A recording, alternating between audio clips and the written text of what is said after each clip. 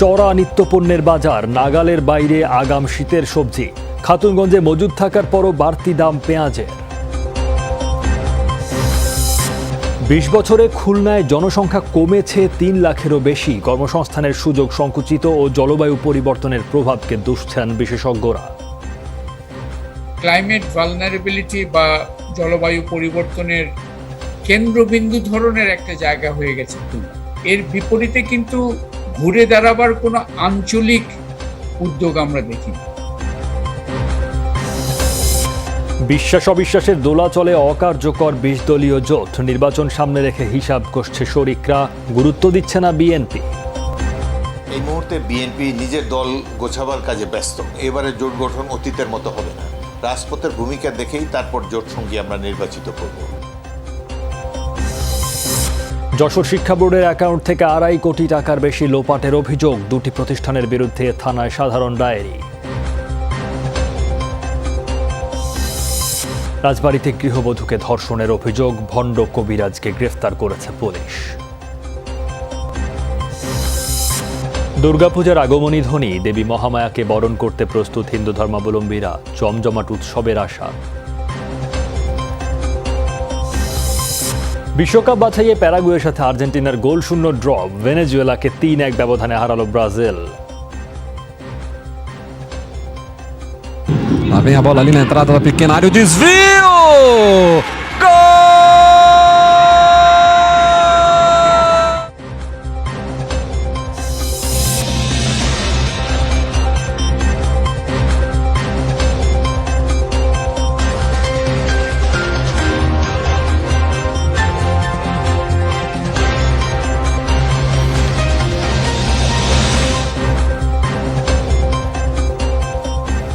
দেখছিলেন শিরোনামগুলো। এছাড়াও দেশ বিদেশের আরও খবর নিয়ে দুপুরের বাংলাদেশ আপনাদের সাথে আছি আমি সৌমিত্র শুভ্র। বিস্তারিত খবরে যাচ্ছি। চমকে দিচ্ছে শীতের আগাম সবজির দর। গত বছরের একই সময়ের তুলনায় কয়েকটি পণ্যের দর বেড়েছে প্রায় 20%। সেঞ্চুরি হাঁকিয়েছে টমেটো ও শিম। খুচরা ব্যবসায়ীদের দাবি দেশের অন্য অনেক পণ্যের তুলনায় সবজির দর কম। এই অবস্থায় হিমশিম খাচ্ছেন ক্রেতারা। টমেটো এখন আর দুষ্প্রাপ্য না। কৃষি প্রযুক্তির কল্যাণে এই পণ্যের দেখা মেলে সারা বছর। আমদানি হয় প্রতিবেশী ভারত থেকেও। কিন্তু শীতের আগাম মৌসুম এলেই টমেটোর দাম আকাশ ছোঁয়। অথচ বাজারে দেশি ও বিদেশি দুই ধরনের পণ্যই পাওয়া যাচ্ছে। ইন্ডিয়ান টমেটো আসে, এই জন্য ইন্ডিয়ান টমেটোর দাম বেশি। দেশে কোনো টমেটো এখন হয় না। এখন আবার যে সময় সিজন থাকে এই সময় এখন বেশি 150, এইটাই আবার এই সময় আবার 10 টাকা কেজি হয়ে যায়। দামের এমন তেজিভাব অনেক সবজিকে ঘিরে। 150 টাকা ছুঁই ছুঁই শিমের দর। ফুলকপি বাঁধাকপির পিস 50 টাকা। 160 টাকা কেজি দরে বিকোচ্ছে কাঁচামরিচ। 80 টাকার আশপাশে ঘোরাফেরা করছে ঢেঁড়স, বেগুন ও ঝিঙার দর। কিন্তু এসব দাম কি যৌক্তিক? বলতেছে মাল আসতেছে না, এই সব জিনিসের দাম ওইখানেই বাইরে গেছে। আপনার সবজির দাম 30 টাকা 40 টাকা কেজি পাওয়া যায়, 20 টাকা এসে পেঁপে পাওয়া যায়, আলু পাওয়া যায় 20 টাকা এসে। 1 লিটার পানির দাম কত বলেন? পানির উপর আমরা বাড়তেছি। পেঁয়াজের বাজারে নতুন খবর। সরবরাহ বাড়ায় কেজিতে 8 থেকে 10 টাকা কমেছে দেশি জাতের দর। পাইকারিতে 65 টাকা কেজি দরে বিকোচ্ছে ভারতীয় পেঁয়াজ। ব্যবসায়ীদের বার্তা, পূজা শেষ হলে আগের দরেই মিলবে পেঁয়াজ। ইন্ডিয়া থেকে আলাদা সবসময় বাড়বে, আমাদের দেশে থাকলে কিছু তাহলে ওই সময় বাড়াইতে পারবে না। বন্ধুর কথা হইনি মনে করেন সব মানে খাই লাগা লিখছে সব স্টক করে ফেলেছে। হ্যাঁ, তাছাড়া পেঁয়াজ যে খুব শর্ট দেশে তা নাই। চলতি মাসেই শুরু হচ্ছে মুড়ি কাটা পেঁয়াজের আবাদ। এটি বাজারে আসতে সময় লাগবে আরও 2 মাস। তৌহিদ হোসেন, যমুনা নিউজ, ঢাকা। সরবরাহ সংকটের অজুহাতে চট্টগ্রামেও অস্থির পেঁয়াজের বাজার। অথচ দেশের সবচেয়ে বড় পাইকারি বাজার খাতুনগঞ্জের গুদামে মজুদ পর্যাপ্ত। তারপরও বাজার চড়া। এমনকি কোনো কারণ ছাড়াই বাড়ছে মিয়ানমারের পেঁয়াজের দামও। এজন্য স্থলবন্দর কেন্দ্রিক সিন্ডিকেটের কারসাজিকে দুষছেন পাইকাররা। খাতুনগঞ্জের আড়তে গেলেই দেখা মিলবে থরে থরে সাজানো এমন শত শত বস্তা পেঁয়াজ। এখান থেকেই সরবরাহ করা হচ্ছে পুরো দেশে। কিন্তু কয়েকদিন ধরেই সংকটের কথা বলে বাড়ছে দাম। কারো অজুহাত ভারতের দক্ষিণ প্রদেশে বন্যা। পূজার কারণে ওনারা এখন মাল সরবরাহ করতে দিচ্ছে না, সেই হিসেবে মালও একটু শর্ট। এমনি খাতুনগঞ্জে 30 গাড়ি 35 গাড়ি পেঁয়াজ ঢুকে, আর সেক্ষেত্রে এই জায়গায় এখন 6 গাড়ি 10 গাড়ি 12 গাড়ি এমন ঢুকতেছে। বন্যার কারণে ওদের কিছু মাল মজুদ যেগুলো ছিল ওগুলো নষ্ট হয়ে গেছে। নষ্টের কারণে যাই এই সমস্যাটা সৃষ্টি হয়েছে। গেল কিছুদিন ধরে খাতুনগঞ্জে ঢুকতে শুরু করেছে মিয়ানমারের পেঁয়াজও। ভোক্তাদের প্রশ্ন, বন্যার কারণে ভারতীয় পেঁয়াজের দাম বাড়তি, কিন্তু মিয়ানমারের পেঁয়াজের মূল্য বৃদ্ধির কারণ কি? ইন্ডিয়ান মাল বেড়ে গেছে বিদায় এরা মনে করেন ওদের ভরটা কম আছে ঠিক আছে, কিন্তু ওইটার দাম বাড়াতে ওরাও দাম বাড়ায় দিয়ে বেচতেছে। মিয়ানমারেরটা আপনার 4 থেকে 5 দিনের মধ্যে আমরা এখানে পাই। হ্যাঁ, তো এটা তো খবরটা সাথে সাথে এখানে দাম বাড়লে ওখানে এরা বাইরেরা দাম বাড়াই দেয়। প্রতি বছর ঠিক এই সময়ে দেশে পেঁয়াজের কৃত্রিম সংকট তৈরির জন্য স্থলবন্দর কেন্দ্রিক সিন্ডিকেটের কারসাজিকে দুষছেন অনেকে। ইম্পোর্টার এবং সেকেন্ড পার্টি মাল কিনে ওইখানে স্টক করে ফেলছে। বর্ডারে বিভিন্ন গুদামে মাল স্টক করে রাখার কারণে ওরা এখন মোকামে মাল ফাটাচ্ছে না। এরা যেখানে ওরা যারা এক্সপোর্টার আছে তারা খবর রাখে, তাদের লোকজন এখানে আছে মোবাইলে, এরা অটোমেটিকলি বুকিং বাড়ায় দিবে, অটোমেটিকলি দেখতে পাবে। অস্থিরতার প্রভাব পড়েছে দেশীয় পেঁয়াজের বাজারেও। দুদিনের ব্যবধানে প্রতি মনে বেড়েছে 600 টাকা পর্যন্ত। দেশি পেঁয়াজ আপনার আজকে 26-2700 টাকা মন, প্রায় 60-65 টাকা পড়ে যায়। ইন্ডিয়ারটা বাড়ার পরে মায়ানমারটা বাড়ার পরে দেশিটাও বেড়ে গেল আর পর্যাপ্ত নেই মার্কেটে। কৃষি অধিদপ্তরের হিসাবে বাংলাদেশে পেঁয়াজের মোট চাহিদা প্রায় 30 লাখ টন। এর মধ্যে 57% উৎপাদিত হয় দেশে, বাকিটা আমদানি হয় ভারত, মিয়ানমার, মিশর, তুরস্ক, চীন সহ বিভিন্ন দেশ থেকে। আরিফুর রহমান সবুজ, যমুনা নিউজ, চট্টগ্রাম। সব শহরে মানুষ বাড়লেও 20 বছর ধরে জনসংখ্যা কমছে খুলনায়। 2001 সালে এই বিভাগীয় শহরের জনসংখ্যা ছিল 12.5 লাখের বেশি, তবে কমতে কমতে এখন তা 9.5 লাখ। বিশেষজ্ঞরা বলছেন কর্মসংস্থানের সুযোগ সংকুচিত হওয়ায় মানুষ কমছে খুলনায়। পাশাপাশি জলবায়ু পরিবর্তনের প্রভাবকেও দায়ী করেন তারা। বিস্তারিত মাহফুজ মিশুর রিপোর্টে। বিভাগীয় শহর খুলনা দেশের দক্ষিণাঞ্চলের ব্যবসা বাণিজ্য অর্থনীতির প্রাণকেন্দ্র। পাট, কাগজ আর ম্যাচ ফ্যাক্টরি ছিল খুলনার প্রাণ। নানা কারণে এগুলো প্রায় সবই বন্ধ। বলা যায় কেবল মোংলা বন্দরকে কেন্দ্র করে এখন আবর্তিত খুলনার অর্থনৈতিক কর্মকাণ্ড। 1971 থেকে 2001 টানা 3 দশকে অন্যান্য বড় শহরের মতো মানুষ বেড়েছিল এই শহরেও। 2002 থেকে হঠাৎ করেই কমতে শুরু করে মানুষ। 2006 পর্যন্ত প্রতি বছর প্রায় 18,000 করে মানুষ কমেছে এখানে। 2016 সালেও এই শহরের লোকসংখ্যা ছিল 10 লাখেরও বেশি, এখন তা কমে 9.5 লাখেরও কম। খুলনা শহরের যেই প্রাণবন্ত একটা অবস্থা, এমনকি 90s-এর দশকেও আমরা দেখেছি, সেটা কিন্তু এখন আর দেখা যায় না। ইলেকট্রনিক্স গুড বা অন্যান্য দোকানপাট হয়েছে, সেটা দেখে হয়তো কেউ আশান্বিত হয়, কিন্তু মূলত বেসিক ইন্ডাস্ট্রির যেহেতু কর্মসংস্থান কমে গেছে, তার সাথে সাথে নন বেসিক অ্যাক্টিভিটিগুলোও কমে গেছে। বিশেষজ্ঞরা বলছেন মূলত পাটকল সহ অন্যান্য কারখানা বন্ধ হওয়ায় কর্মসংস্থানের সুযোগ কমেছে খুলনায়। পাশাপাশি স্থানীয়ভাবে মানুষের কাজকর্মের জন্য নেওয়া হয়নি বিশেষ কোনো উদ্যোগ। নতুন নতুন কর্মসংস্থানেরও সুযোগ সৃষ্টির চেষ্টা করছি আমরা নতুন যে কলকারখানাগুলো ইতিমধ্যে বন্ধ হয়েছে সেগুলোকে কোনভাবে চালু করা যায় সেটা নিয়ে আমরা ভাবছি, এবং আরও কোন জায়গাতে আমাদের কর্মসৃজনের সুযোগ আছে সেটা নিয়ে আমরা চিন্তা করছি। এর বাইরে 90 পরবর্তী বেশিরভাগ ঘূর্ণিঝড় বা জলোচ্ছ্বাসের ফলেও সবচেয়ে ক্ষতিগ্রস্ত হয়েছে খুলনা অঞ্চল। তাই জলবায়ু পরিবর্তনের প্রভাবও থাকতে পারে এর পেছনে। ওদের যে ট্রেডিশনাল শিল্প ছিল, পাটকল থেকে শুরু করে অন্যান্য, সেগুলো সানসেট ইন্ডাস্ট্রি হয়ে গেছে। লবণাক্ততা বাড়া এইটা, এবং ওই যে ক্লাইমেট ভালনারেবিলিটি বা জলবায়ু পরিবর্তনের কেন্দ্রবিন্দু ধরনের একটা জায়গা হয়ে গেছে খুলনা। ডিইন্ডাস্ট্রিয়ালাইজেশন হয়ে গেল, জলবায়ু বিপন্নতা আরো বেড়ে গেল। এর বিপরীতে কিন্তু ঘুরে দাঁড়াবার কোনো আঞ্চলিক উদ্যোগ আমরা দেখিনি। বিকেন্দ্রীকরণ করতে না পারলে খুলনার সংকট ভবিষ্যতে আরও বাড়তে পারে বলে সতর্ক করেন বিশ্লেষকরা। বলেন যে কোনো শহরকে গতিশীল রাখতে নীতি সমর্থনের পাশাপাশি স্থানীয় উদ্যোগও জরুরি। মাহফুজ মিশু, যমুনা নিউজ, ঢাকা। এক ধরনের হযবরল অবস্থা যাচ্ছে 20 দলীয় জোটে। শরিকদের মধ্যে নেই বোঝাপড়া, এমনকি জনসংশ্লিষ্ট কোনো কর্মসূচিও নেই। প্রধান অংশীদার বিএনপির সঙ্গে অন্যদের বিশ্বাস অবিশ্বাস আর নানা জটিলতায় অকার্যকর হয়ে পড়েছে আলোচিত জোট। শরিকদের এখন গুরুত্ব দিচ্ছে না বিএনপি। নির্বাচন সামনে দেখে শরিকরাও কষছে নানা হিসাব। বিস্তারিত শরীফুল ইসলাম খানের রিপোর্টে। বিএনপির সঙ্গে 20 দলীয় জোটের শরিকদের টানাপোড়েন অনেক দিনের পুরনো। সবশেষ জাতীয় ঐক্যফ্রন্ট গঠন ও নির্বাচনে মনোনয়ন ইস্যুতে বিরোধ চরম আকার ধারণ করে।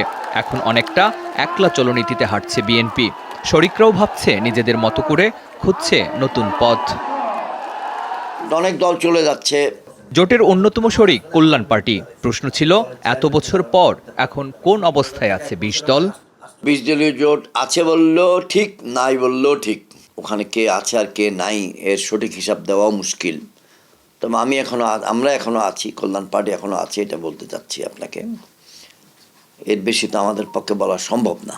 বিএনপির পর জোটের বড় দল নিবন্ধনহীন জামায়াতে ইসলামী। তারা এখন 7-5 নেই। ফজলুল হক আমিনী আর লতিফ নেজামির মৃত্যুর পর গুরুত্ব হারিয়েছে ইসলামী ঐক্যজোট। সম্প্রতি জোটের সঙ্গ ছেড়েছে খেলাফতে মজলিস। 2 বছর আগেই গুড বাই বলেছেন বিজেপির আন্দালিব রহমান পার্থ। অলি আহমেদের সঙ্গে অনেকদিন থেকেই সম্পর্ক শীতল বিএনপির, যদিও শাহাদাত হোসেন সেলিমের নেতৃত্বে সক্রিয় আছে এলডিপির আরেকটা অংশ। 20 দলীয় জোট তো অবশ্যই আছে, সেটা কাগজে কলমে হোক অথবা জোটবদ্ধ একটা অবস্থানে থাকুক, কিন্তু কার্যক্রম অনেক কম। তারা আমাদেরকে জানিয়েছেন যে যখন আবার জোটবদ্ধ আন্দোলনের কথা উঠবে তখন আবার আন্দোলনের কার্যক্রম শুরু হবে। জোটের অস্তিত্ব টিকে আছে নামসর্বস্ব কয়েকটি দলের ভগ্নাংশ নিয়ে। বিএনপি, এলডিপি আর কল্যাণ পার্টি ছাড়া নিবন্ধন নেই অন্য কোনো দলের। নিবন্ধনের সাথে তো আন্দোলন সংগ্রামের কোনো সম্পর্ক নাই। আমরা 2018 সালে মাঠে ময়দানে ছিলাম না, 2015 সালে ছিলাম না, 2014 সালে ছিলাম না। মানুষ তো মার্কা হিসেবেই করবে। 20 দল নিয়ে এখন খুব একটা মনোযোগ দিতে চায় না বিএনপি।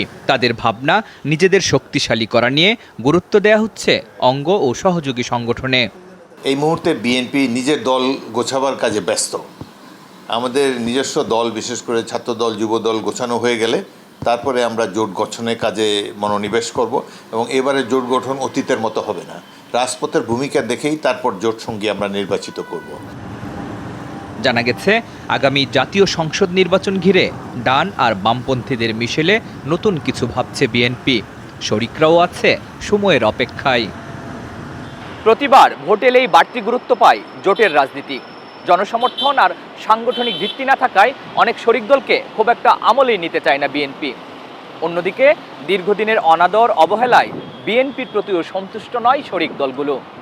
সব মিলিয়ে আগামী দিনের রাজনৈতিক সমীকরণের উপর নির্ভর করবে 20 দলীয় জোটের ভবিষ্যৎ। শরীফুল ইসলাম খান, যমুনা নিউজ, ঢাকা। যশোর মাধ্যমিক ও উচ্চ মাধ্যমিক শিক্ষা বোর্ডের অ্যাকাউন্ট থেকে মোটা অঙ্কের টাকা লোপাটের অভিযোগ পাওয়া গেছে।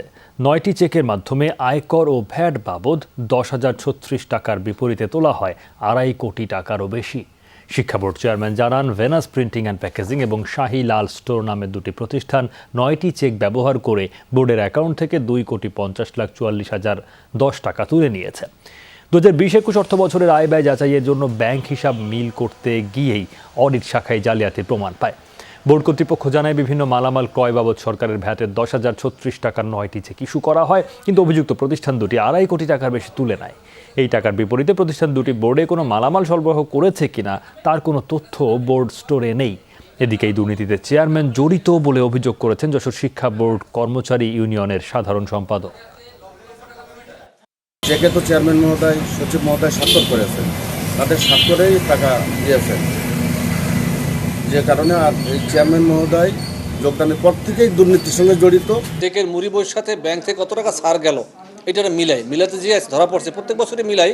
এবছর ধরা পড়ছে 9টি চেক চলে গেছে ওই ভ্যাট বাবদ, যেখানে আমরা 10,000 টাকা ইস্যু করেছি, কিন্তু চলে গেছে 2.5 কোটি টাকা। এইটা কিভাবে হলো সেটা এখন তদন্ত হচ্ছে, তদন্ত করব আমরা। আজ রাজধানীতে একই দিনে 14টি চাকরির নিয়োগ পরীক্ষা অনুষ্ঠিত হচ্ছে। এগুলোর মধ্যে কয়েকটি পড়েছে একই সময়ে। সকালে বাংলাদেশ প্রকৌশল বিশ্ববিদ্যালয়, engineering university, school and college সহ বিভিন্ন কেন্দ্র ঘুরে দেখা যায় একই সময়ে একাধিক পরীক্ষা হওয়ায় অনেক চাকরি প্রার্থী হতাশার কথা ব্যক্ত করছেন। সিদ্ধান্তহীনতায় পড়েছেন কোনটা রেখে কোনটায় অংশ নেবেন। কষ্টের টাকায় আবেদন করে পরীক্ষা দিতে না পারায় ক্ষোভও প্রকাশ করেছেন কেউ কেউ। আজ চাকরির পরীক্ষা নেয়ার অধিকাংশ প্রতিষ্ঠানই সরকারি। এসব প্রতিষ্ঠান সমন্বয় করে পরীক্ষা নিলে তাদের এমন ভোগান্তিতে পড়তে হতো না বলে মনে করেন চাকরি প্রার্থীরা। কোনটা রেখে কোনটা পরীক্ষা দিবে ডিসাইড করতে হচ্ছে, যে সমস্যা হচ্ছে তাদের। যে সব সংস্থাগুলো পরীক্ষা নেয় এরা নিজেদের মাঝখানে সমন্বয় করে পরীক্ষাগুলো নিলে আমাদের ভালো হয়। ভোগান্তি তো অবশ্যই আছে, বিশেষ করে যারা দূর দূরান্ত থেকে আসতেছে ওদের জন্য খুবই ডিফিকাল্ট। এত দূর ঢাকা আসে একটা পরীক্ষা দেওয়ার জন্য আসবে, সেজন্য প্রতি বিভাগে পরীক্ষাটা হলে সুবিধা হয়। রাজবাড়ীতে গৃহবধূ ধর্ষণের অভিযোগে এক কথিত কবিরাজকে গ্রেফতার করেছে পুলিশ। বৃহস্পতিবার রাজবাড়ী সদর থানায় ধর্ষণ মামলা দায়েরের পর কুদ্দুস শেখকে গ্রেফতার করে পুলিশ। প্রাথমিক জিজ্ঞাসাবাদে ধর্ষণের কথা স্বীকার করেছে অভিযুক্ত। মামলার এজাহারে উল্লেখ, সন্তানের আশায় কুদ্দুস শেখের কাছে চিকিৎসা নিচ্ছিলেন ওই নারী। এরপর তাকে ডেকে নিয়ে ধর্ষণ করা হয় বলে এজাহারে অভিযোগ করা হয়েছে।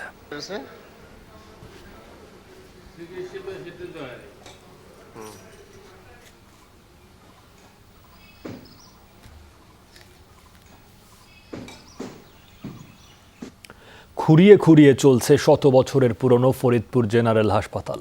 জনবল সংকট আর যন্ত্রাংশ অকেজো থাকায় মিলছে না কাঙ্ক্ষিত সেবা। দালালের দৌরাত্ম্যের সাথে নোংরা পরিবেশও বাড়াচ্ছে রোগীদের দুর্ভোগ। ঘটছে চুরির ঘটনাও।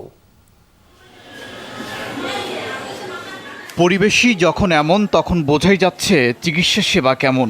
নানা সমস্যায় জর্জরিত ফরিদপুর জেনারেল হাসপাতাল। মেডিকেলের পাশাপাশি নিম্ন আয়ের মানুষের চিকিৎসা সেবার অন্যতম ভরসাস্থল হাসপাতালটি। অথচ ওয়ার্ডের পাশেই ময়লার স্তূপ, বাথরুমের দরজা জানালা ভাঙা। চিকিৎসক সহ জনবলের অভাব তো আছেই, সাথে এক্সরে সহ প্রয়োজনীয় যন্ত্রাংশ দীর্ঘদিন ধরে অকেজো। দালালের দৌরাত্ম্য এবং চুরির ঘটনা বাড়াচ্ছে আরও দুর্ভোগ। বালিশ নাই, বিছনা নাই, খুব অসুবিধা হয় আর কি। আর নোংরা, টয়লেটটাও ঠিক মতো নাই, টয়লেটের দরজা ভাঙা, মহিলারা টয়লেটে যাইতে সমস্যা। অনেক ডাক্তারই এখানে শূন্য, ডাক্তার নেই। আর ম্যাক্সিমাম এখানে কনসালটেন্টের পরিবর্তে মেডিকেল অ্যাসিস্ট্যান্ট দিয়ে রুগী দেখা হচ্ছে। আলট্রাসাউন্ড করতে হলে বাইরে যাইতে হলে সেটা নেয় 600 টাকা, 650 টাকা। এই গরিব মানুষ এই টাকা, এত টাকা দিয়ে বাইরে তারা আলট্রাসাউন্ড করবে কেমনে? সীমাবদ্ধতার কথা মানছেন দায়িত্বরত চিকিৎসকরাও। তাদের তথ্য মতে 37 চিকিৎসক পদের বিপরীতে 26টি শূন্য। সংকট কর্মচারীদেরও, এতে সেবা দিতে হিমশিম অবস্থা। এই সব মিলিয়ে আমরা চেষ্টা করে যাচ্ছি, কারণ আমাদের একটাই কথা যে রোগী আসুক আমরা চেষ্টা করে যাচ্ছি, যতটুকু আমাদের সাধ্যমতো হয় আমরা তাদেরকে সার্ভিস দিই, বাকি যতটুকু আমরা পারি না সেই রোগীগুলিকে আমরা রেফার করার চেষ্টা করি। সিভিল সার্জন জানালেন, জনবলসহ সব সমস্যার কথা ঊর্ধ্বতন কর্তৃপক্ষকে জানানো হয়েছে। দালালের দৌরাত্ম্য বন্ধে নেওয়া হয়েছে ব্যবস্থা। শূন্য পদগুলোর বিষয়ে আমাদের ঊর্ধ্বতন কর্তৃপক্ষকে আমরা রীতিমতো লিখি এবং ওনারা আমাদেরকে আশ্বাস দেন। 2-3 জন দালালকে পুলিশ দিয়ে ধরিয়েও দিয়েছিলাম, কিন্তু তারা আবার কিভাবে বেরিয়ে আসছে আমি সেটা জানি না। যাই হোক, এই বিষয়টা নিয়ে আমরা প্রত্যেকটা মাসিক মিটিংয়ে আমি তুলি, প্রত্যেকটা আইনশৃঙ্খলা মিটিংয়ে তুলি। 100 শয্যার হাসপাতালটিতে প্রতিদিন গড়ে ভর্তি থাকে 1.5 থেকে 200 রোগী। বহির্বিভাগে সেবা নিতে আসে 6 শতাধিক। ওবায়দুর রহমান, যমুনা নিউজ। 2 দিন পরেই বাজবে ঢাক, শোনা যাবে শঙ্খের সুর, উলুধ্বনি আর চলবে দেবী মহামায়ার আরাধনা। পুরান ঢাকার শাঁখারীবাজারও সেজে উঠছে সেই ছন্দে। হিন্দু সম্প্রদায়ের সবাই ব্যস্ত শেষ সময়ের কেনাকাটায়। ব্যবসায়ীদের আশা সংক্রমণ কমে আসায় এবার বেচা কেনা হবে জমজমাট। ফারহানা ন্যান্সির প্রতিবেদন।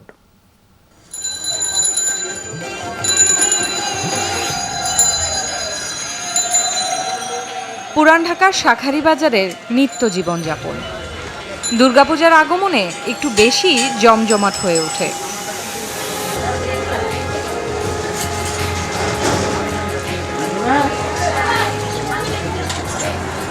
শত বছরের ঐতিহ্য নিয়ে দাঁড়িয়ে থাকা শাঁখারীবাজারের অলিগলিতে এখন ব্যস্ততা পূজা উদযাপনের।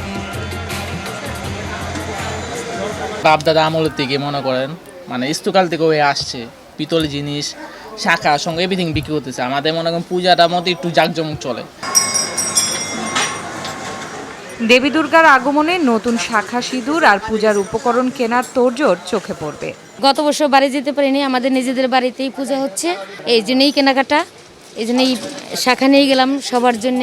বিবাহিত মেয়েদের জন্য একটা শখের বিষয় যে প্রতি বছর দুর্গা পূজায় শাখা পলা করবে, টিপ কিনবে। পূজার সময় নতুন অনেক কিছু নেওয়া হয়, যেমন শাখা নেওয়া হয়, শাড়ি, 3 পিস পছন্দ করে কিনে দেওয়া হয়। ওর পছন্দ অনুযায়ী কিনে, আবার আমি আমার পছন্দ অনুযায়ী কিনে দিই আর কি। গত বছর করোনা মহামারীতে উদযাপন ছিল না, তবে এবার পরিস্থিতি কিছুটা বদলে যাওয়ায় উদযাপন ও ব্যবসা ভালো হবার আশা। এবার সীমাবদ্ধতা কমতে গিয়ে আমাদের মানুষের মধ্যে একটা উৎফুল্লতা এবং উদ্দীপনা বেড়েছে এবং সবাই এইবার মাকে পুরনো রীতিতেই বরণ করতে চাচ্ছে। সবসময় এই ঢাকা শহরে এসে আমরা মালামালগুলো কিনে চাঁদপুর চলে যাই আবার বিক্রি করার জন্য।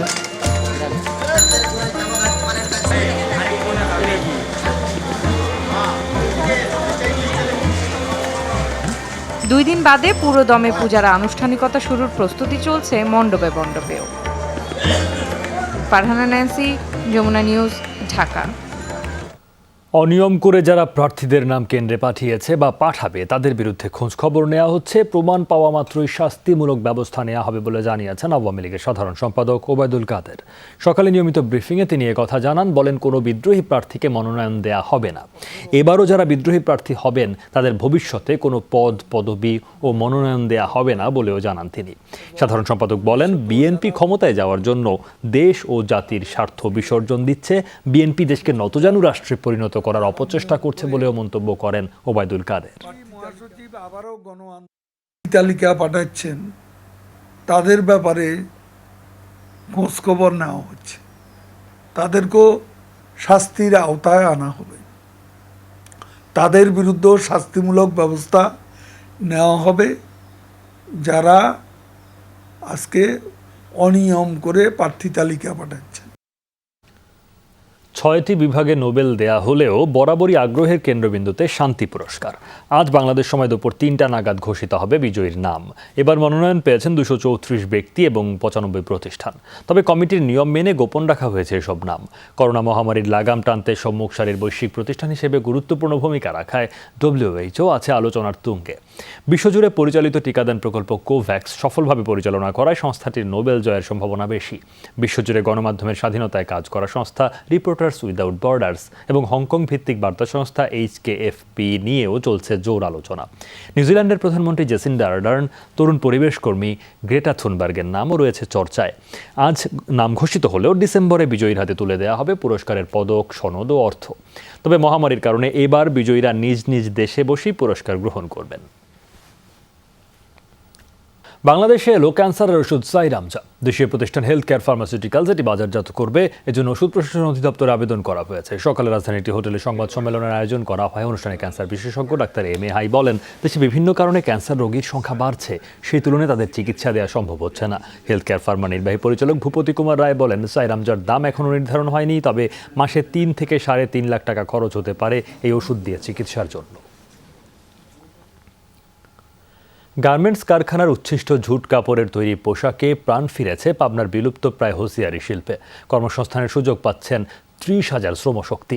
অনেকেই রাজধানীর চাকরি ছেড়ে নিজ জেলাতেই কাজ শুরু করেছেন। ক্রমাগত চাহিদা বাড়ায় দেশের গণ্ডি ছাড়িয়ে এসব পোশাক রপ্তানি হচ্ছে।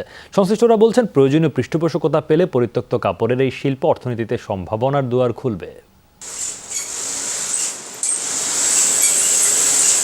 ঢাকা, চট্টগ্রাম এবং গাজীপুর শিল্পাঞ্চলের তৈরি পোশাক কারখানায় প্রতিদিনই ছেঁটে ফেলে হয় অপ্রয়োজনীয় কাপড়।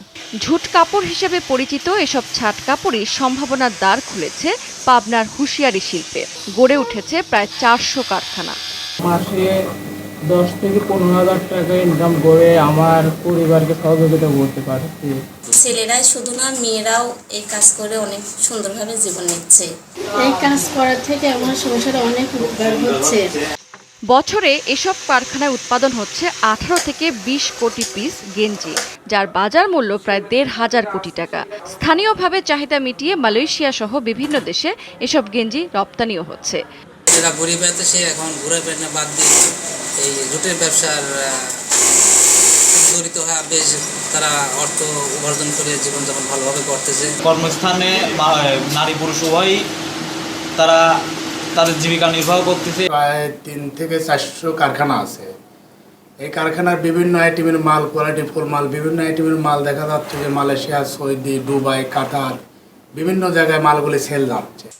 সরকারি পৃষ্ঠপোষকতায় পাবনায় ঝুটপল্লী গড়ে তোলার দাবি তুলেছেন ব্যবসায়ীরা। বলছেন, এতে আর্থসামাজিক পরিস্থিতিতে ইতিবাচক প্রভাব পড়বে।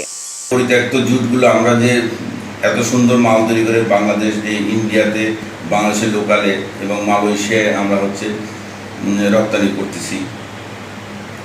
সরকারের যদি সহযোগিতা থাকে আমাদের এই সংস্থাকে আরও ডেভেলপ করা সম্ভব হবে। ব্যবসায়ীরা জানিয়েছেন, এই ঝুট কাপড় ব্যবহার করে গড়ে ওঠা শিল্প আরও বিকশিত হতে পারে। তবে এজন্য প্রয়োজন নীতি সহায়তা। রাবেয়া স্মৃতি, যমুনা নিউজ। পাবনা শহরের প্রাণকেন্দ্র আব্দুল হামিদ সড়ক, সেখানেই এক মন্ত্রমুগ্ধ পরিবেশ তৈরি করেছে চড়ুই পাখির দল। ব্যস্ততম সড়কে চড়ুই পাখির কিচিরমিচির ছাপিয়ে যায় সব ধরনের কোলাহল।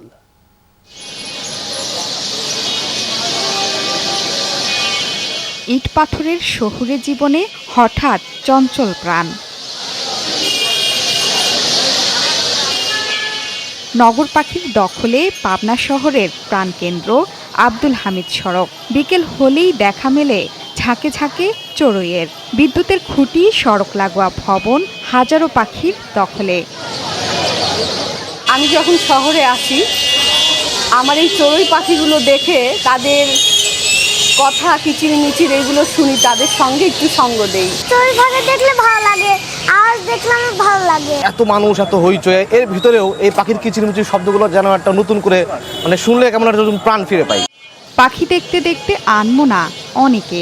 ব্যস্ততা আর কোলাহলের মধ্যেই চড়ুই আনন্দ দিচ্ছে শহরবাসীদের।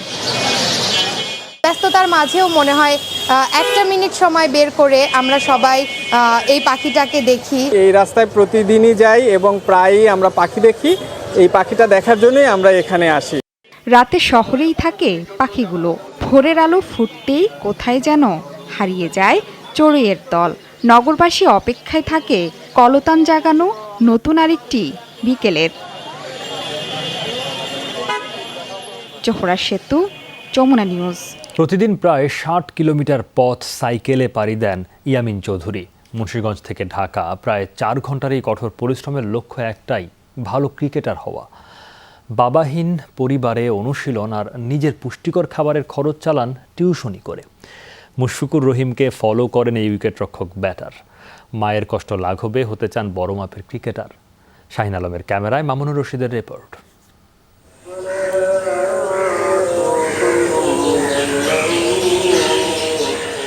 মুয়াজ্জিনের সুমধুর সুর জানান দিচ্ছে ভোর হতে শুরু করেছে।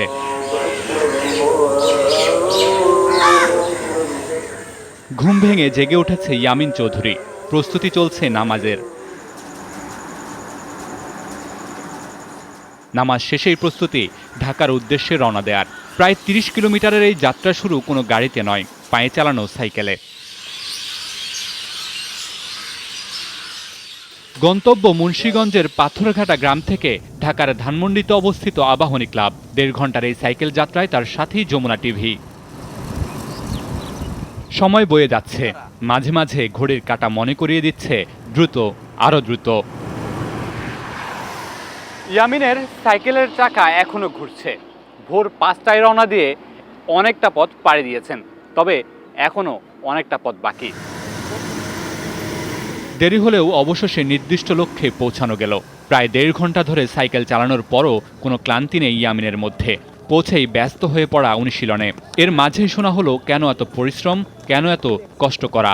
আমার ইচ্ছা আমি একজন অনেক বড় মাপের ক্রিকেটার, মুশফিক ভাইয়ের মতো হবো একদিন ইনশাল্লাহ। ছোট থেকে যেখানে বেড়ে উঠি, সেখানে ক্রিকেট খেলার সময় তো সবাই যখন ব্যাটিং করি প্লাস সাথে উইকেট কিপিং করি ছোটতে, তখনই সবাই মুশফিক মুশফিক বলা শুরু করে আমার নাম ধরে। মুশফিককে অনুসরণ করা ইয়ামিনের কিপিংটাও তারই মতন, সাথে আছে পরিশ্রম আর ডেডিকেশন। তারপর আমরা চেষ্টা করি যথেষ্ট যতটুকু সম্ভব হেল্প করার জন্য। আর আমার মনে হয় ও যদি 2-3 বছর লেগে থাকে, একটা জিনিস হওয়ার পসিবিলিটি আছে। ইয়ামিনের কষ্টের কথা জানালেন তার এলাকাবাসীও। ওর উৎসাহ দেখে আমরা অনেক ছেলেপেলে দেখছি এখানে প্র্যাকটিস করে। নিজের উদ্দীপনায় ও লেখাপড়া করে এবং নিজেকে প্রতিষ্ঠিত করতে চায়। ও একজন ক্রিকেটার অনুরাগী। বাবাহীন পরিবারে খাবারের যোগান দেন মা আর একমাত্র মামা। অনুশীলন আর নিজের পুষ্টিকর খাবারের যোগান আসে টিউশনি করে, তবে সেটি যে একেবারেই অপ্রতুল তা স্পষ্ট। গ্লাভস প্যাড খুলে রাখতে হচ্ছে। এবার বাড়ি ফেরার পালা। ঠিক যেমনিভাবে 30 কিলোমিটার সাইকেল চালিয়ে এসেছেন, ঠিক তেমনিভাবেই 30 কিলোমিটার সাইকেল চালিয়ে আবার বাড়ি ফিরবেন। আসার সময়টা যতটা না কষ্টকর ছিল, ফেরার সময়টা তার থেকেও বেশি কষ্টকর। আসার সময় লেগেছিল 1.5 ঘন্টা, ফেরার সময় সেটি বেড়ে দাঁড়াবে 2.5 ঘন্টায়।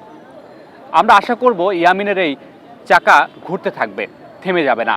তার সাইকেলের চাকার মতো তার জীবন চলতে থাকবে অনেক দূর। মামুনুর রশিদ, যমুনা স্পোর্টস, ঢাকা। এদিকে মালদ্বীপের কাছে হারের পেছনে ফুটবলারদের ক্লান্তিকে দোষলেন কোচ অস্কার ব্রুজন। একই সাথে বাজে রেফারিংকেও দায়ী করলেন তিনি। এদিকে রাকিব আর বিশ্বনাথের না থাকা জয় সহজ করে দিয়েছে বলে দাবি মালদ্বীপের কোচ আলী সুজাইরের। গেল 7 দিনে 3 ম্যাচ খেলেছে আমার দল। ভারত ম্যাচের পর ক্লান্তিটা বেশি ছিল, যার কারণে নিজেদের সেরাটা দিতে পারেনি ফুটবলাররা। একই সাথে বাজে রেফারিং এর কথাও বলবো, তবে হারের জন্য একে অজুহাত হিসেবে দাঁড় করাতে চাই না। এই জয় আমাদের জন্য খুবই স্বস্তির। আসলে টিকে থাকতে এই জয়ের বিকল্প ছিল না। ওদের সেরা 2 ফুটবলার রাকিব বিশ্বনাথের অনুপস্থিতির সুযোগটাই আমরা কাজে লাগিয়েছি। দুপুরের বাংলাদেশের প্রথম ঘন্টা থেকে বিদায় নিচ্ছি। পরের ঘন্টার খবর নিয়ে ফিরবেন শায়লা ইসলাম। সঙ্গেই থাকুন।